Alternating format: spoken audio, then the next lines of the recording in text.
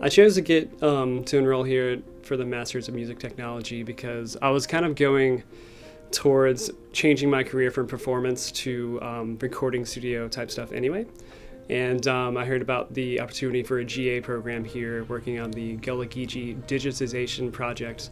So I was able to get that with Alli Crandell and just seize the opportunity to come back and learn more about the equipment I was already working on and further my education.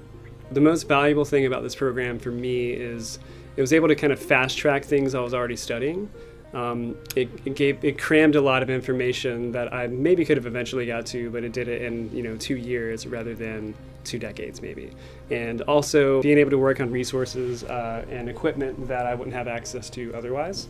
So getting a lot of hands-on training and also having classes via Zoom or Skype with people that are big in the industry, being able to ask them questions and hear more of how they work is really valuable. For anyone who's looking to really do a deep dive in the technology side of music, the professors here, at least in my experience, have given a lot of effort into really giving you the resources that you wouldn't have otherwise, allowing you to have access to the studio, directing you to information you didn't know you needed to know.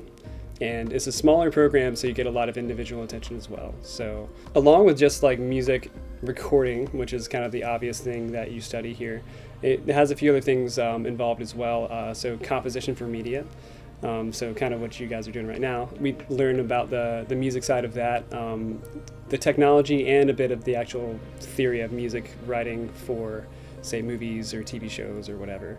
So that's something I never really thought I would have an interest in, but once I learned it, it was kind of cool. And then also the GA that I was a part of had a lot to do with the culture and history here in the Gullah Geechee community in South Carolina. So that was a really cool experience to learn more about that and be able to be a part of that project. Basically what we're doing is there's not like a central location for people to study and really learn about the Gullah Geechee culture.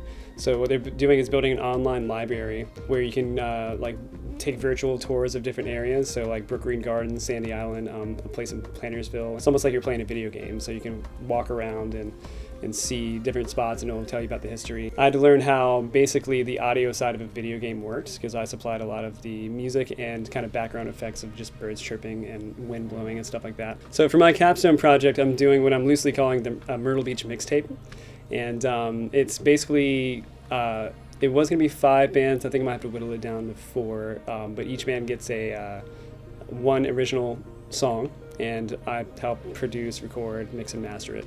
And the idea is that there's a lot of really talented musicians doing really cool things in the original music side of Myrtle Beach that really gets glossed over because the tourist town really focuses on cover bands mostly, which is fine. I play in a lot of them, but it was a way for me to kind of work with more artists that I enjoyed and also promote things that are happening that I thought were really cool. So I've been working on that, and hopefully, I'll get it all done here in the next few weeks and put it out, and it'll be on a playlist on Spotify.